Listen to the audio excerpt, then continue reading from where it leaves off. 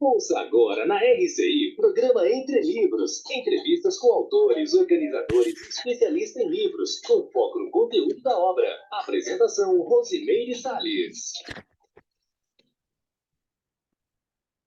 Olá, ouvinte da RCI, olá você que nos acompanha aí nas redes sociais, né? O programa Entre Livros hoje vai falar de uma obra, Globetrotter da Consciência, do Yoga à Conscienciologia.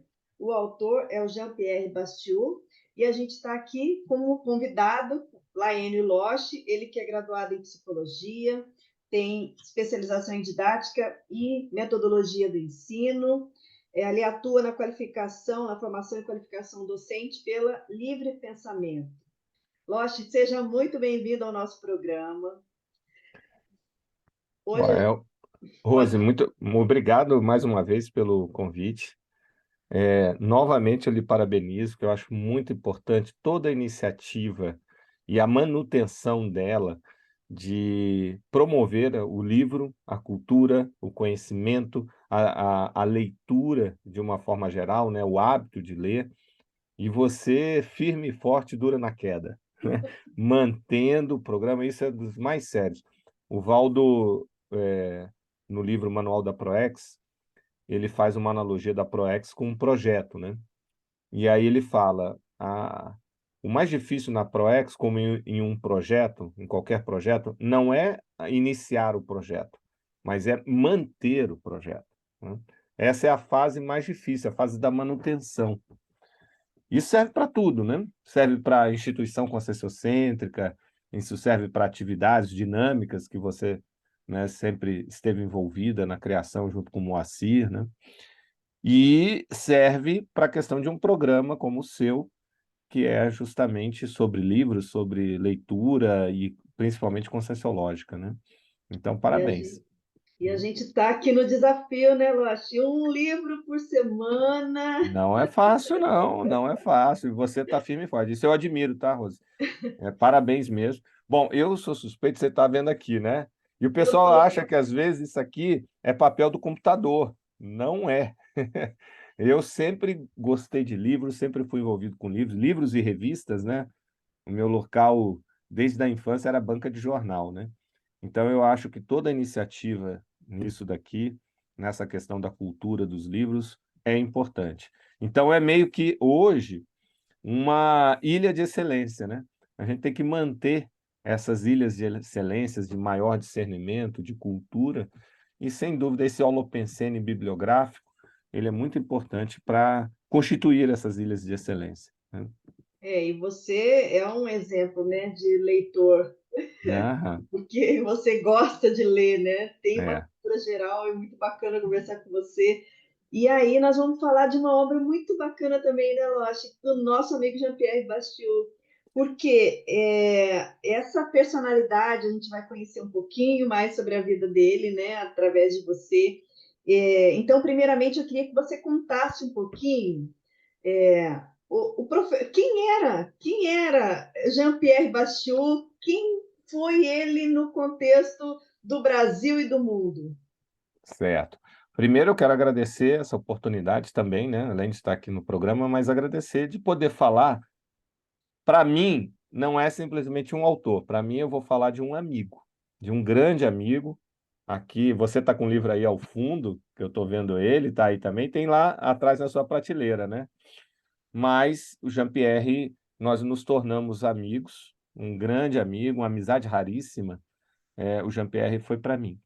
E essa amizade, ela se converteu num trabalho conjunto que eu ajudei ele a organizar o livro, né? Ele escreveu, mas eu ia trocando ideias com ele, estruturando as sessões. Então, essas sessões aqui eu ajudei a estruturar. Então, a gente trabalhou conjuntamente e ia dando feedbacks, né? Ia sugerindo dele escrever sobre determinados episódios da vida dele que eu conhecia, e assim o livro foi sendo montado, né?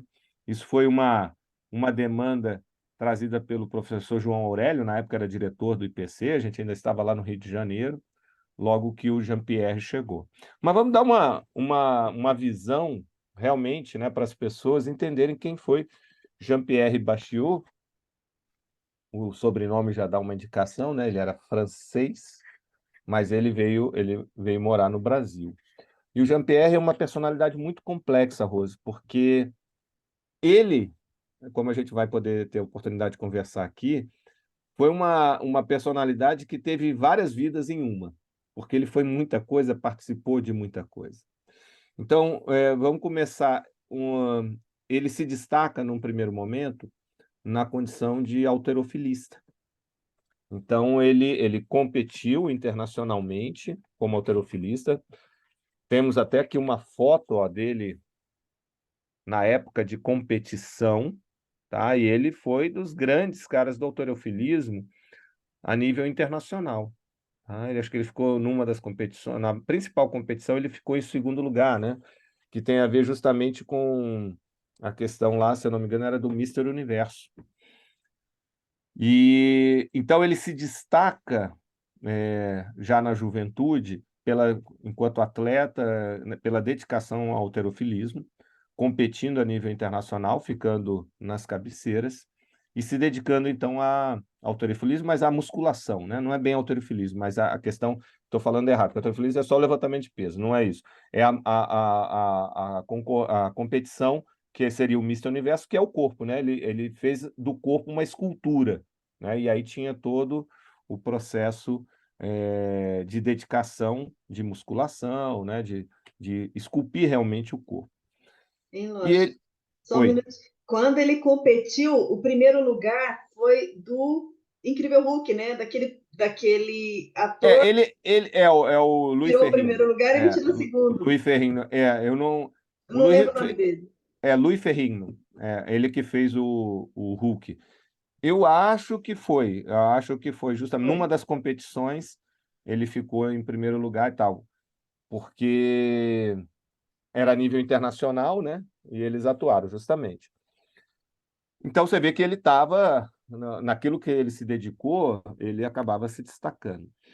Essa condição, né, de se dedicar à musculação fez com que ele recebesse um convite para vir para o Brasil. Então ele recebe um convite e ele vem dar aula de musculação no Brasil, no Rio de Janeiro, né? Então essa que começa a trajetória dele de mudar para o Rio de Janeiro e tal.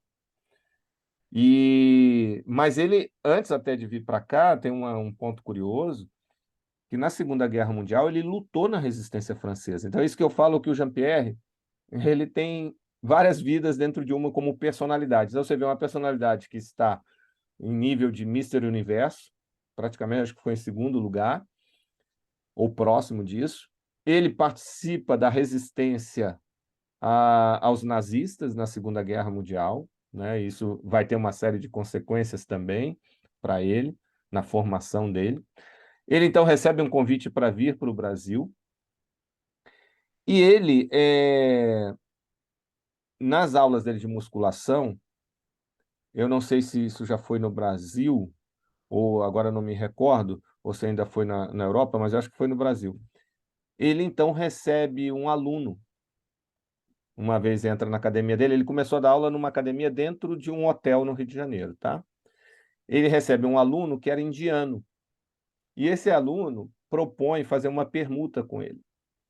Ele ensinaria yoga e ele poderia, então, receber aulas de musculação, de ginástica e tudo. E aí o Jean-Pierre começa a fazer essa permuta.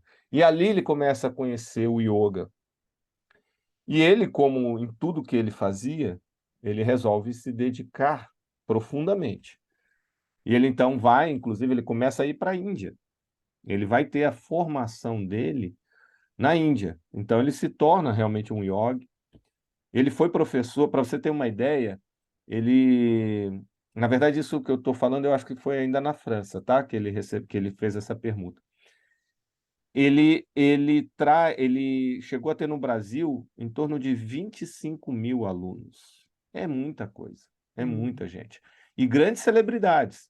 O Jean-Pierre era um daqueles que sai, por exemplo, o terceiro casamento dele foi com uma brasileira na Índia, a Maria Tereza, né, a esposa dele, Maria Tereza, saiu na revista Fatos e Fotos. A revista Fatos e Fotos era da Manchete, Era uma das grandes publicações, era tipo a revista Caras hoje, né? Essas revistas de celebridades e tal. Ele foi matéria, o casamento dele, na Fatos e Fotos. Então, ele era um cara que, se fosse nos dias de hoje, ele estaria na mídia, né? Ele estaria com alunos entre artistas, esportistas, né? Empresários, quer dizer, muita gente midiática. Essa era a personalidade do Jean-Pierre.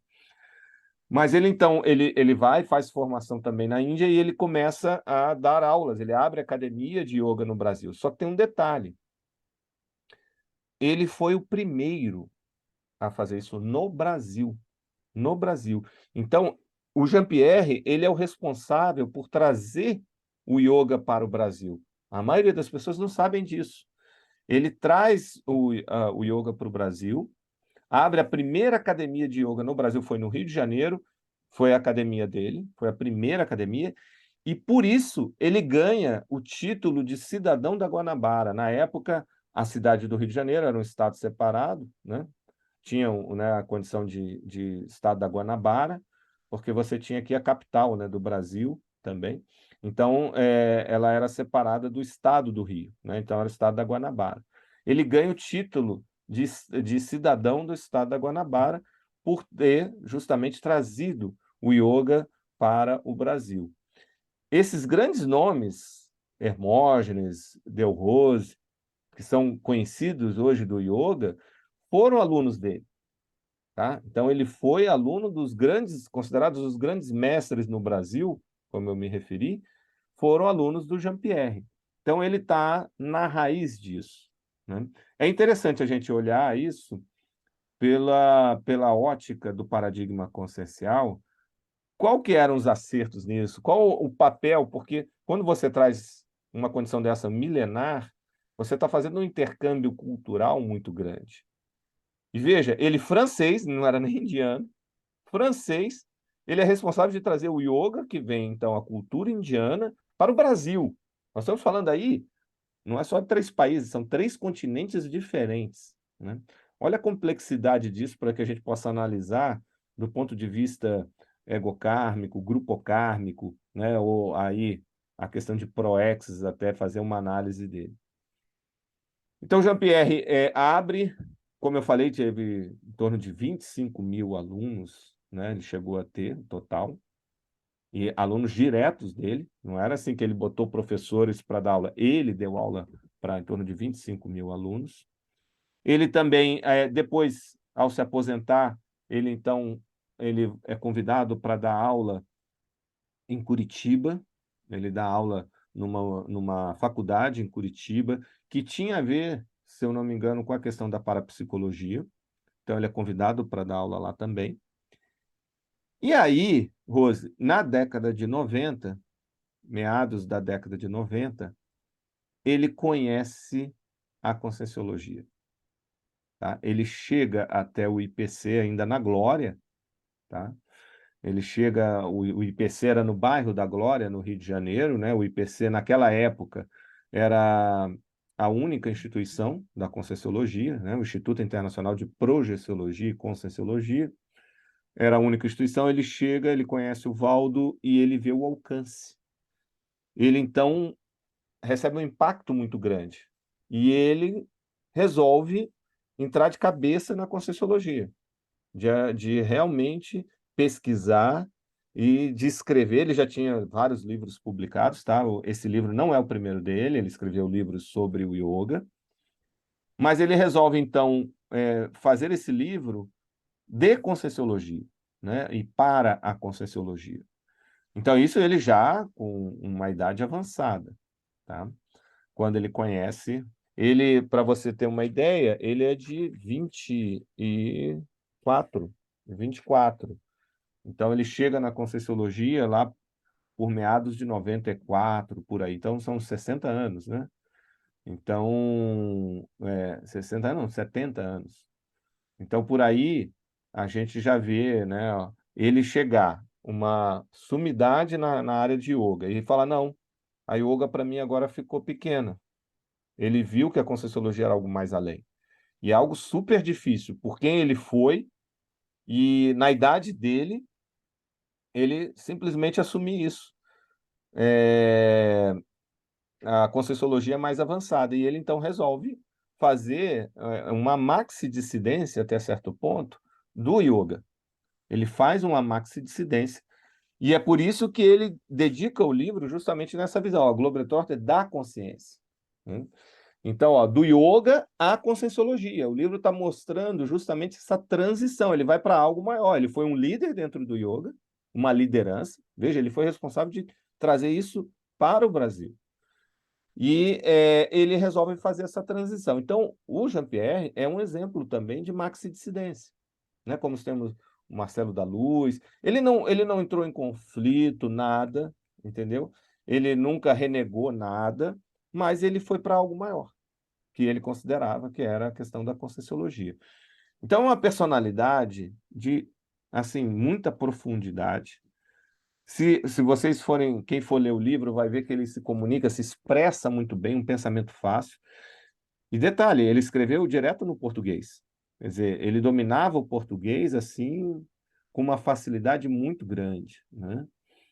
Agora nós vamos falar Então, um pouquinho sobre ele mais, mas só depois do comercial. Então fiquem aí com um gostinho de quero mais, que a gente volta já já. Programa Entre Livros. Apresentação: Rosimeire Salles. Voltamos a apresentar Programa Entre Livros. Apresentação: Rosimeire Salles. Programa Entre Livros, entrevistando hoje Laene Loche sobre o livro Globetrotter da Consciência, do Jean-Pierre Bastiou. Agora, Loche, eu queria que você falasse um pouquinho assim, da vida dele pessoal, até ele chegar na Maria Tereza, que foi o grande amor da vida dele, né? Conta um pouquinho aí dessa trajetória dele.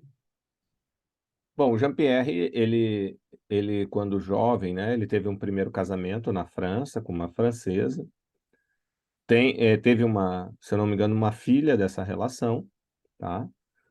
E quando ele vem para o Brasil, eles acabam se separando, e aí ele casa por uma segunda vez com a Zilá, né? Já uma brasileira, uma companheira dele, e com a Zilá, até onde eu sei, eles não tiveram filhos. Ele então fica um bom tempo com a Zilá, só que a Zilá vem a ter câncer e acaba falecendo. E aí ele tem contato com a terceira esposa dele, a Maria Tereza, e a partir disso eles acabam então casando. Esse casamento, inclusive, que eu me referi, foi o que eles foram casar na Índia, né? E teve matéria na Fatos e Fotos, né? Teve grandes o processo de documentação disso, né? Então ele já era uma personalidade conhecida, né? E teve então esse casamento. Aqui tem até uma foto do casamento deles, ó. No livro tem uma das fotos aqui, né? Eles lá na Índia, casamento indiano, né? E desse casamento ele teve 2 filhos, um casal de filhos, né? Então, até eu tenho a filha no Facebook, né? Já faz bastante tempo que eu não falo com ela, mas vou até mandar essa entrevista, a Nicole, né? E a partir daí é que, depois disso, né, eles já estavam maiores, é que ele foi chegar na Conscienciologia. Então, assim, a vida pessoal dele, do ponto de vista de relacionamento, foi essa condição, né? Eu falei, Nicole, é Nathalie, desculpe. É, Estou com os nomes agora, franceses, estou com os é, nomes franceses aqui. agora a Maria Tereza realmente, né, foi a pessoa que a gente conheceu, né? Que a gente teve essa oportunidade. E eles faleceram muito próximos, né, Oshi? Foi Foi, foi. Eles eram muito harmônicos, né? Muito harmônicos, eles estavam sempre juntos, né? E os dois estavam internados. Então acabou que foi bem interessante, que foi foi praticamente quase no mesmo dia, né? Então, seria muito difícil, acho que tanto para um quanto para outro, né, ficar ali sem, eles já estavam com idade avançada, e foi um processo, eu acho que muito interessante, porque o casal acabou, né, por motivos diferentes, obviamente, mas juntos, eles acabaram dessomando juntos. Então, assim, eles tinham uma relação muito harmoniosa, muito querida, né? Era um casal assim que você via muito integrado, né? E Agora, aí, e eles deixaram então esses dois filhos, né? A Nathalie e o irmão dela, agora, em relação a, bem, você falou aí que ele publicou outras obras, né? Essas outras obras, elas são de yoga? de Quais yoga. as temáticas? É, Sempre. é. Porque ele estudava a filosofia que estava por trás, né? Ele até fazia uma crítica muito grande, porque o yoga hoje se tornou uma ginástica, né? É. Não era o que ele trabalhava justamente os exercícios integrados à filosofia, né? O yoga sempre teve um ensinamentos por trás sobre a vida, né? Sobre como conduzir a vida, e o yoga sempre teve isso e as aulas dele tinham isso. Então, tinha, ao mesmo tempo, as atividades físicas de domínio corporal, de respiração, mas isso estava dentro de um contexto da filosofia, dos princípios do yoga. E ele, então, escreveu sobre isso, né? Ele escreveu sobre isso. É, Agora, eu acho que é legal falar do livro, né? O livro ele é muito rico como uma biografia, muito interessante, como eu falei, é um cara que participou do concurso do Mister Universo, é um cara que participou da resistência aos nazistas na Segunda Guerra. Ele trouxe o yoga para o Brasil, quer dizer, uma representatividade muito grande, muito séria, isso dentro da condição. E se a gente vê o yoga hoje está praticamente incorporado na cultura, né, do brasileiro. Qualquer local, qualquer cidade que você vai, você tem uma academia, um professor de yoga na internet. E ele foi o cara que, na década de 50 do século passado, trouxe isso para o Brasil, né? Então, é algo para a gente pensar seriamente. O livro, Rose, falando em termos do livro, ele está estruturado os capítulos estão organizados em partes, tá? Então, a parte um ele conta sobre a França. São vários capítulos falando, inclusive, ao longo do livro, ele vai trazendo os processos parapsíquicos, projeção que ele tem projeção, por exemplo, com a mãe dele, que já havia dessomado, isso já mais para frente no livro. Mas é bom ressaltar que ele vai contando uma série de projeções e experiências parapsíquicas, tá?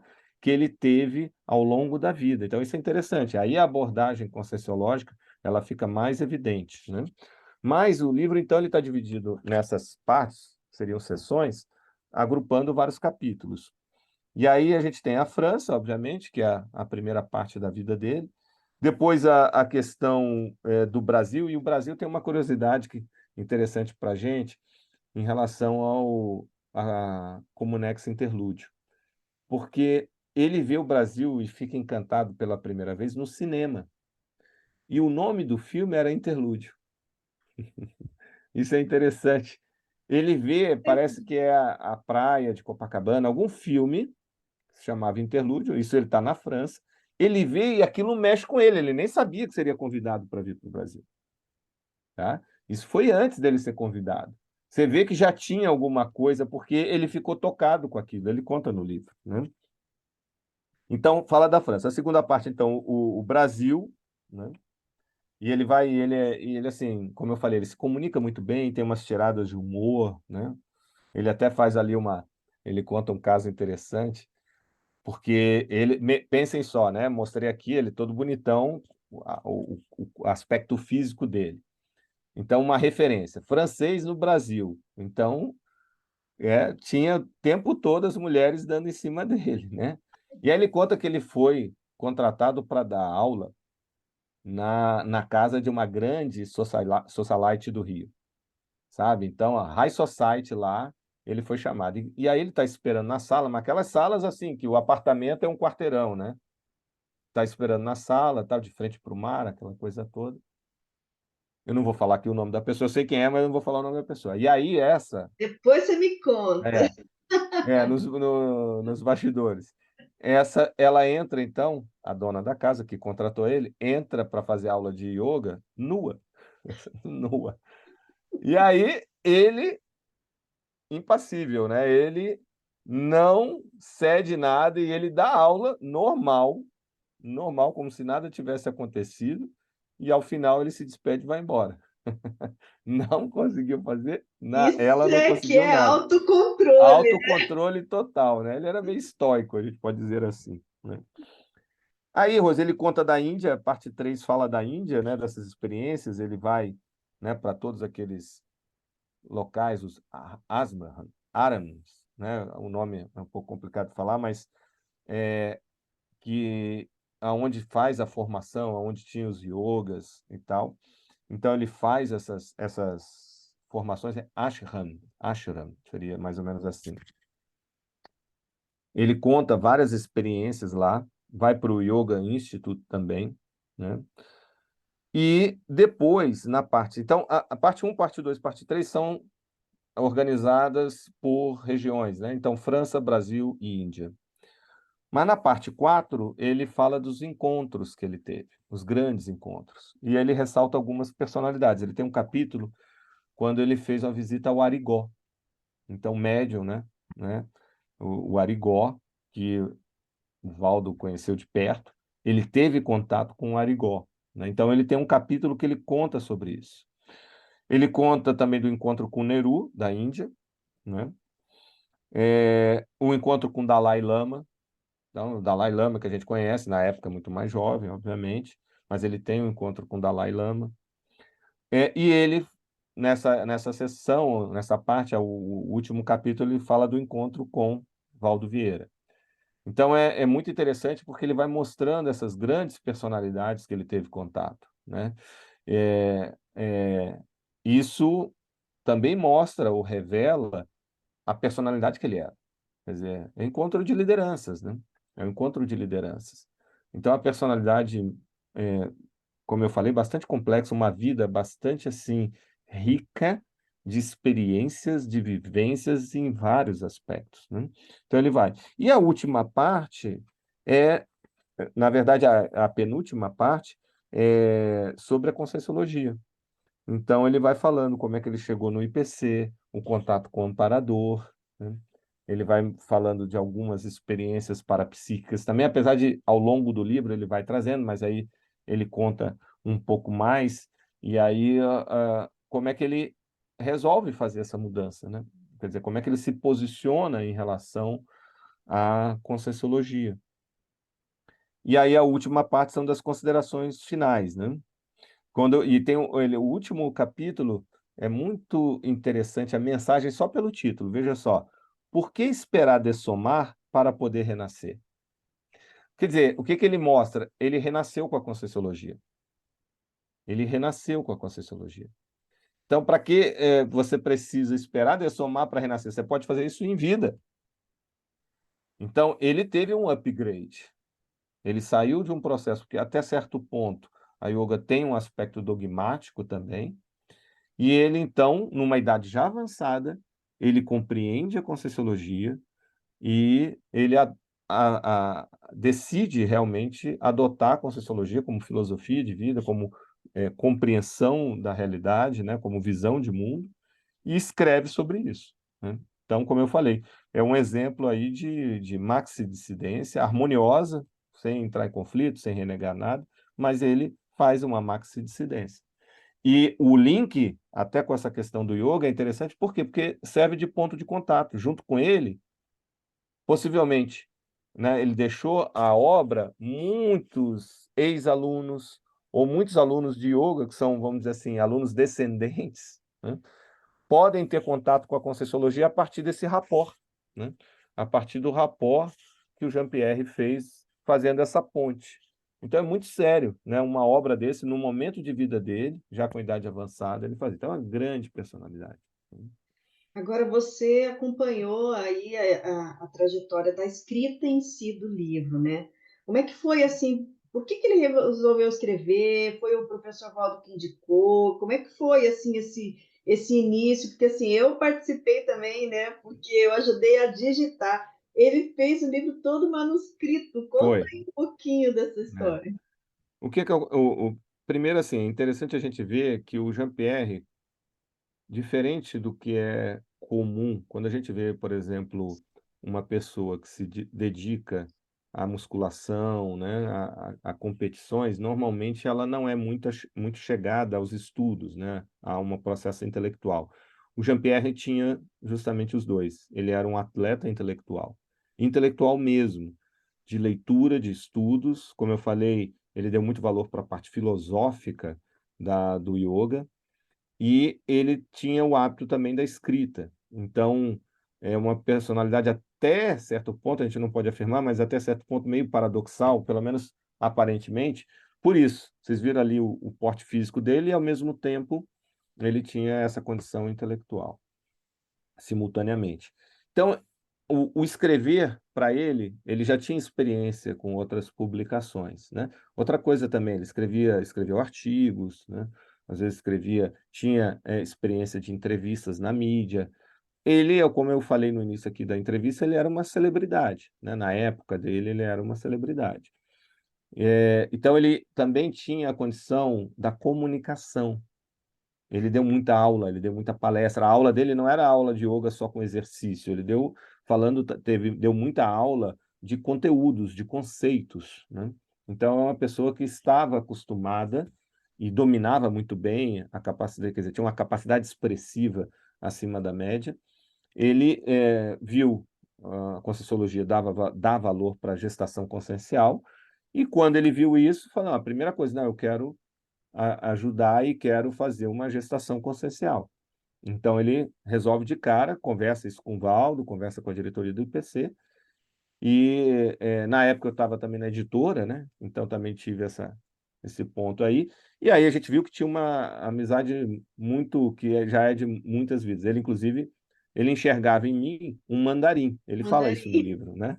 Então ele via sempre um chinês como um mandarim mesmo, e o Valdo confirmou isso. Tem outra pessoa também que já viu isso comigo. Mas isso não era Consex, era eu mesmo, né. E, como é que era a forma de trabalho? Ele começou a botar algumas ideias, a gente conversou um pouco sobre a vida dele, sobre o que ele conta aqui. Eu falei: "Não, então vamos fazer o seguinte, você vai escrevendo". Ele escrevia os capítulos avulsos, o que ele lembrava, episódios que eram importantes.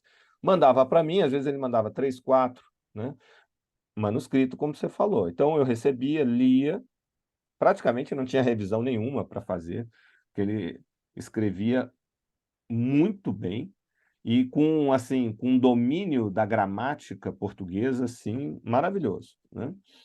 E aí eu ia falando: "Olha, seria legal você escrever um outro capítulo sobre isso". Então eu fui dando algumas demandas para ele. E aí fui estruturando, organizando, conforme ele me mandou os primeiros capítulos que ele escreveu, não necessariamente que está na ordem aqui, né. Eu falei: "Olha, então vamos fazer o seguinte, vamos fazer uma sessão sobre a França, uma sessão sobre o Brasil, uma sessão sobre a Índia, suas experiências na Índia". Então ele ia escrevendo, eu via o que normalmente era o que estava, assim, que ele poderia falar um pouco mais sobre aquilo, né, então alguma coisa a mais. Eu sabia da história dele, falei: "Olha, é bom você escrever sobre o Mister Universo, é bom você escrever sobre tal coisa, como é que foi a questão de trazer o ioga para o Brasil". Então eu servia mais nesse sentido, de ir vendo, assim, tendo a sensibilidade sobre o que ele poderia falar a partir do momento que eu já conhecia a história dele. E aí, ia vendo às vezes se tinha alguma lacuna ou outra e pedia: "Ó, escreve um capítulo sobre isso", né, e aí ele escrevia e tal. E foi assim, eu revisava, organizava, então essa ordenação como está o livro, eu sugeri para ele, mas ele ia escrevendo e me mandava. E a gente ia fazendo esse bate-bola, né. Funcionou dessa forma. Também tentamos ter um equilíbrio das sessões, né, para não ficar, às vezes tem uma sessão com muitos capítulos e outra com poucos, então eu ia olhando isso também junto com ele, para que ele pudesse ir fazendo mais ou menos um equilíbrio, né, no sentido de quantidade, das sessões, né? Da quantidade de capítulos e tal, número de páginas. Muito bem, Laene Losch falando para a gente sobre o livro Globetrotter da Consciência. A gente vai agora chamar os nossos comerciais, mas espere aí que a gente já está voltando. Programa Entre Livros. Apresentação, Rosimeire Salles.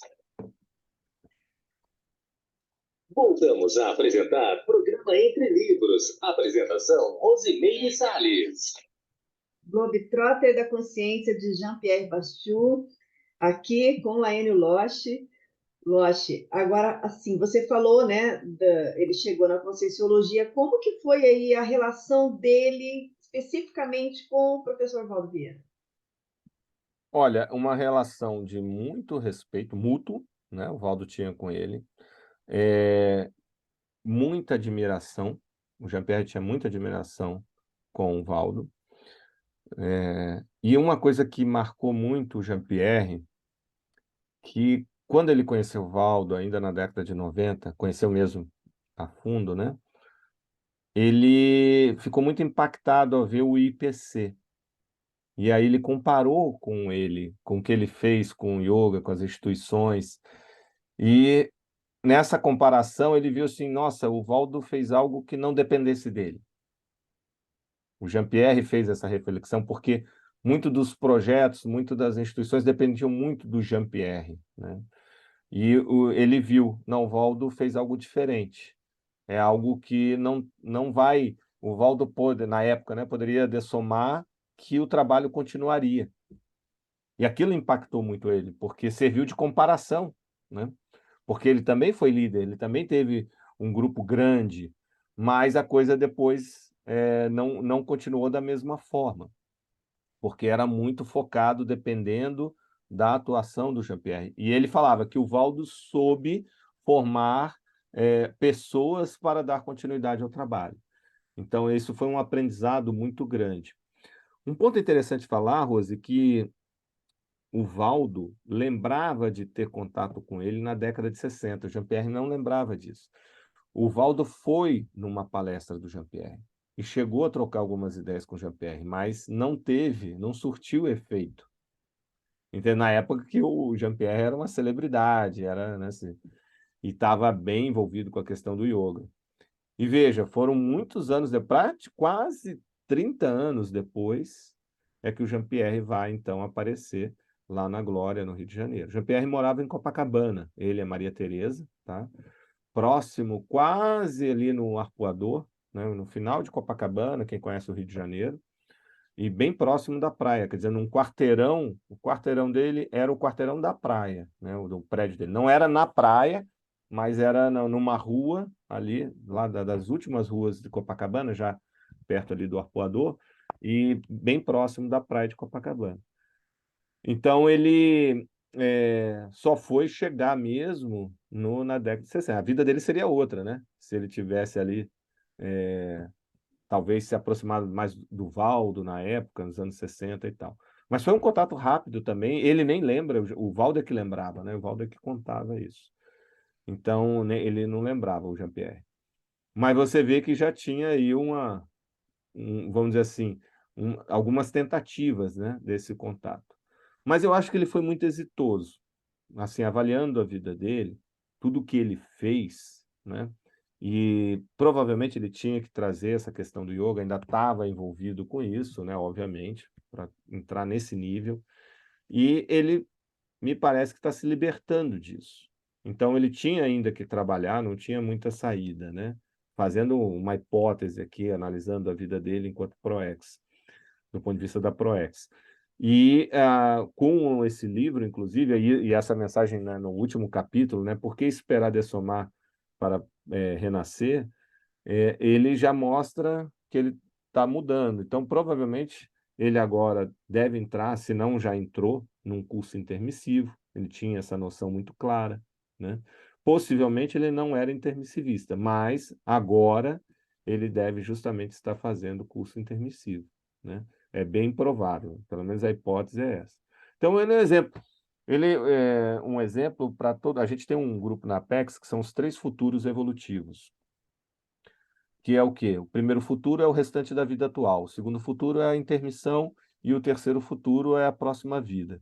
O Jean-Pierre é um exemplo disso, né? O Jean-Pierre é um exemplo disso, considerando aí os três futuros, porque ele já fez uma reformulação no restante de vida que ele tinha, porque ele conhece para valer a Conscienciologia já com 70 anos, né? Em torno de 70 anos. Ele faz uma obra, né? Deixa uma obra muito séria, porque isso aqui vai ser importante na ficha dele, né? Na FEP, na ficha evolutiva pessoal, e isso já abre muito mais condições, né? Ele já criou mais sinapses e agora para-sinapses, né? Para poder entrar num curso intermissivo. Então, ele já prepara, querendo ou não, até pela colheita intermissiva que ele pode fazer, né? Aquela questão do autor já dessomado que vem e assiste os leitores do seu livro. Ele criou já essa estrutura, então, atuando no segundo futuro, que é da intermissão. E aí também, provavelmente, ele vai vir numa próxima vida já não precisando mexer com a liderança dentro do yoga, né? Pode até fazer yoga, mas não necessariamente ser um professor disso, né? Agora fala um pouquinho assim do temperamento, da personalidade, como que ele era, né? Assim, em termos assim de manifestação assim, de pessoal. Era uma pessoa muito carismática, né? Todo mundo gostava de estar com o Jean-Pierre. Isso é uma coisa que chama muita atenção. É uma pessoa de uma cultura muito grande, tá? Uma cultura assim vasta, né? De tanto do ponto de vista de conhecimento de diferentes culturas, né? De etnias, né? Por exemplo, a questão do sul-americano, a questão da Europa, a questão da Índia, dos indianos. Então, ele tinha conhecimento, né, de vários aspectos da cultura, né, de diferentes povos. Uma cultura sobre eventos históricos, onde ele participou desses eventos históricos, e ele fez história, né? Ao trazer o yoga para o Brasil, então isso é um fato histórico, mas ele participou da Segunda Guerra na resistência, ele conta isso, ele dá detalhes disso, inclusive ele conta até uma passagem engraçada, só para ilustrar isso, que ele, quando no Brasil crianças jogavam estalinhos, lembra daqueles estalinhos, aquelas bombinhas que estalavam? Ele ficou traumatizado, ele morria de medo, pulava para trás de carro, porque isso era da época da Guerra das Bombas, entendeu? E uma coisa que ele relata também, que teve um episódio que ele estava, né, na resistência clandestina contra o nazismo, e ele tem que passar por um pedágio lá na França. A França estava dominada pelos nazistas, né? E ele fica escondido dentro do carro que ia passar, né? Ele com o amigo que estava dirigindo, só que ele estava escondido. E tinha que os soldados nazistas faziam revista, né? Olhavam o carro assim por fora, alguns às vezes pediam para abrir o carro todo e tal. E aquela questão de passar pelo pedágio, né, que está pedágio ali, pelos postos onde estavam os nazistas, aquilo criou uma ansiedade muito grande, esse tipo de situação, porque ele seria morto, né? Ele está escondido embaixo no carro, né? Acho que embaixo do banco, e se ele fosse descoberto, ele seria morto. Então, toda vez que ele, no Rio já, né, no Brasil, mas especificamente no Rio de Janeiro, quando ele tinha que passar por pedágio, ele sentia uma ansiedade muito grande. Ele se sentia mal, mesmo cognitivamente sabendo que ele não estava na guerra, não estava na Europa, isso tudo já tinha passado, mas ele passando por um pedágio, por exemplo, pedágio da ponte Rio-Niterói, ele ficava ansioso, ele ficava tenso. Então ele vai contando, isso é interessante também como estudo, né? Das sequelas, do que uma guerra faz à condição que ele passou. Então é interessante ver isso daí, como se dá. E ele vai contando tudo isso, né? Agora, o fato dele sair vamos dizer assim, do corpo, né, do culto ao corpo, e ele ir para uma filosofia de vida, né, que era o yoga, e depois ele chega na Conscienciologia, é um crescendo, né? Perfeito. Então ele foi, Três tempos. É É, como se fosse 3 tempos, né? Do corpo. Aí o yoga, querendo ou não, já começa a ter a noção de energia, né? Então, o prana, por exemplo, que trabalha a respiração, mas é uma noção de respiração com a noção de energia, né? E aí você vem para a Conscienciologia, quer dizer, ele faz tudo isso numa única vida, né? É bom a gente ressaltar isso. Ele vai fazendo isso tudo numa vida. E é interessante que cada uma dessas linhas, e ao final é a Conscienciologia, faz ele ir para frente em alguma coisa na vida dele. Quer dizer, foi pela questão da ginástica, da musculação, que ele veio parar no Rio. Ele só vem para o Rio a trabalho, ao convite de um hotel, para justamente abrir uma academia de musculação, né? Não era nem a questão do yoga.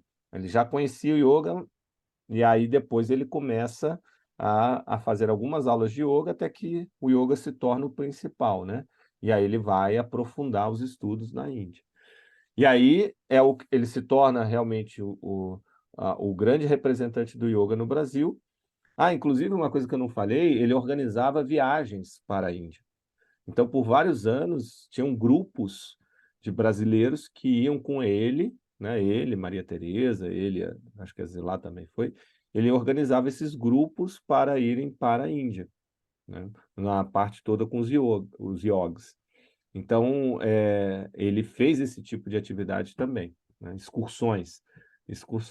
E aí, depois, quando ele chega justamente na Conscienciologia, ele vai para frente com a obra, com a participação em cursos. Ele chegou a dar cursos também, né? Ele deu cursos no IPC, ele criou cursos, então já com uma visão da Conscienciologia, fazendo essa ponte entre yoga e Conscienciologia. Vale ressaltar isso, ele deu curso, deu palestra, e quando, inclusive aqui no CAEC.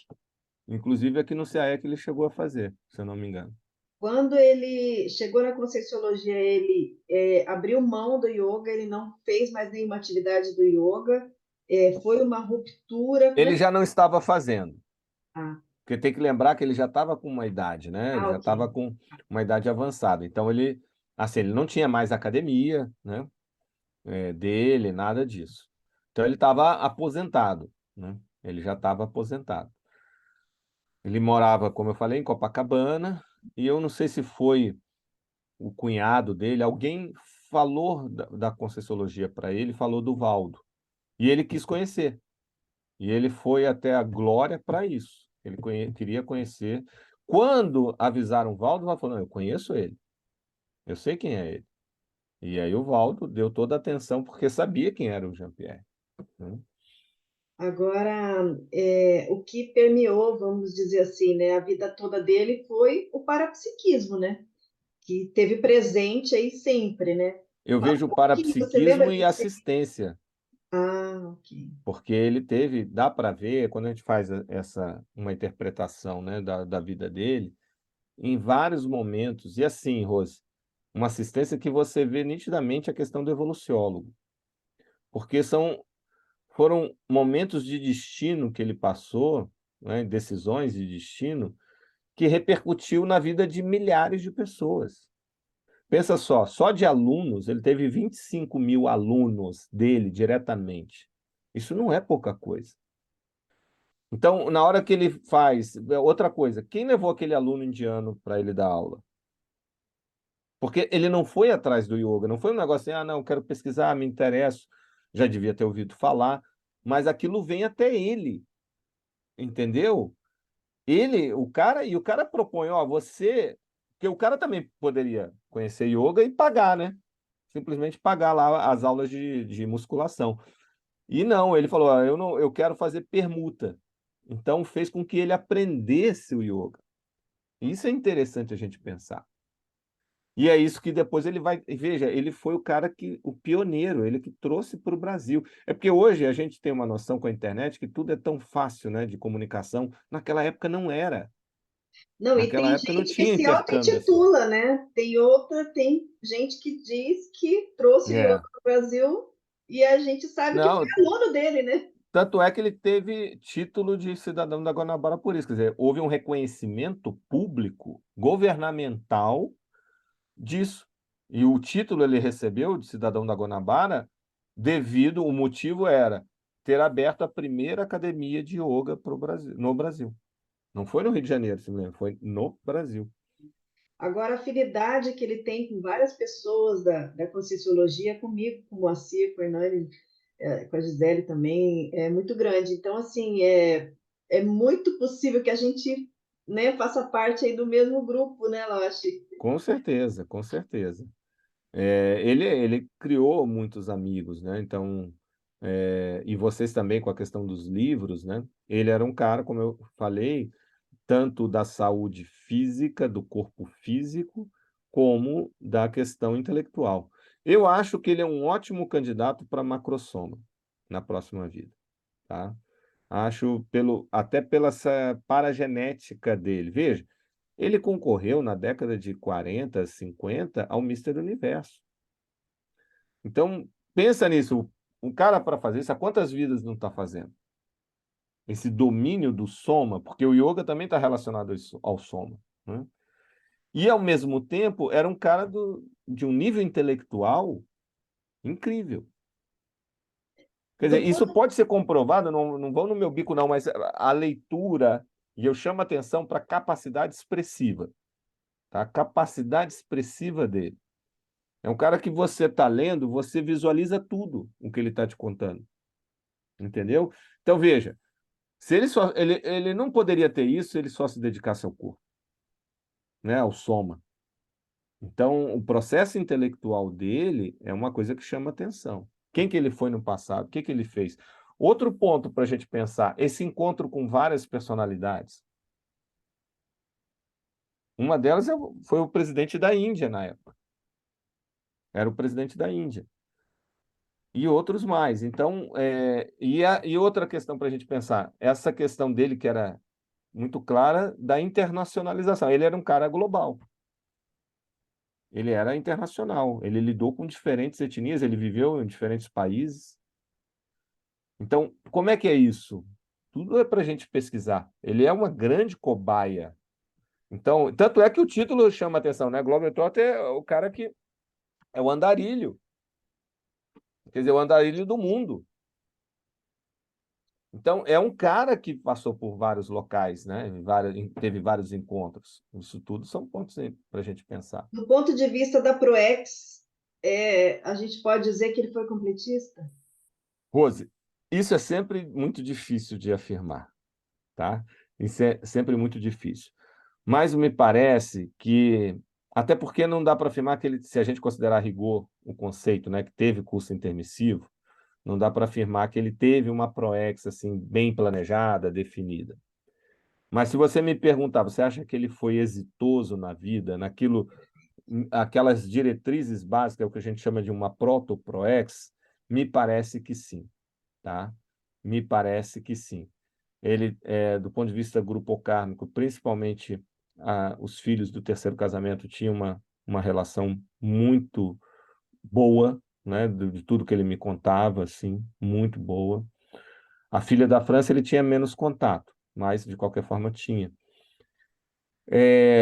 Então, a nível do Grupo Karma, me parece, né, todas essas pessoas que ele formou, todos esses alunos, ele impactou muita gente. E era com algo positivo, porque, mal ou bem, o yoga melhora a saúde da pessoa, faz ela pensar um pouco sobre a vida. A gente considera que existem, hoje, recursos mais avançados, como a própria Conscienciologia.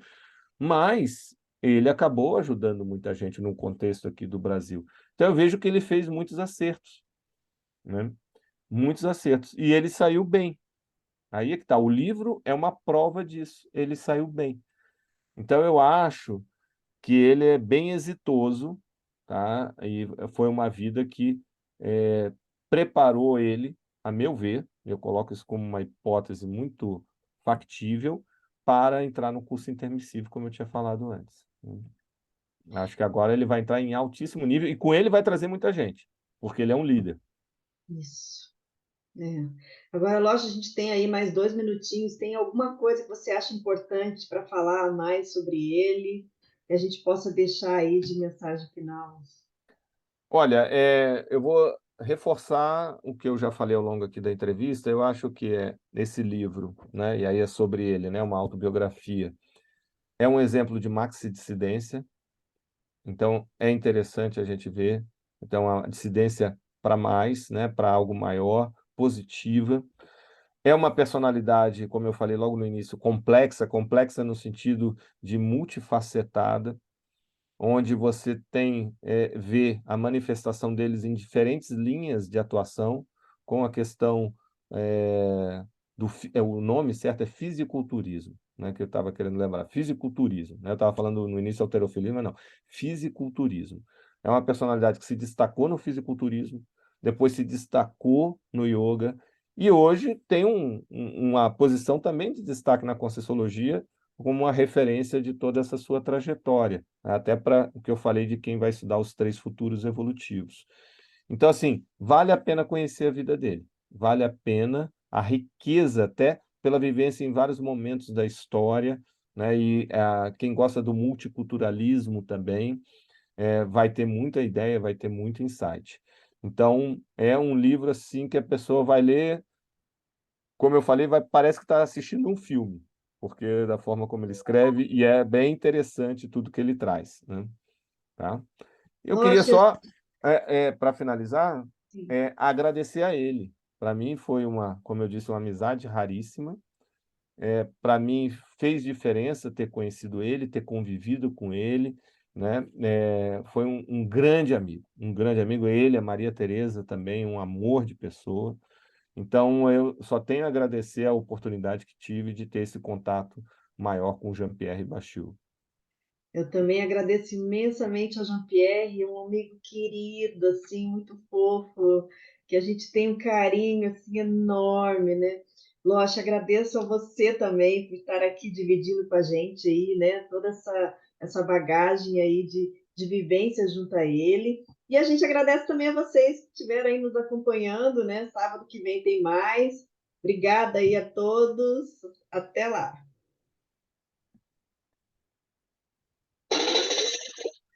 Você acabou de ouvir Programa Entre Livros, com Rosimeire Salles, aqui na RCI.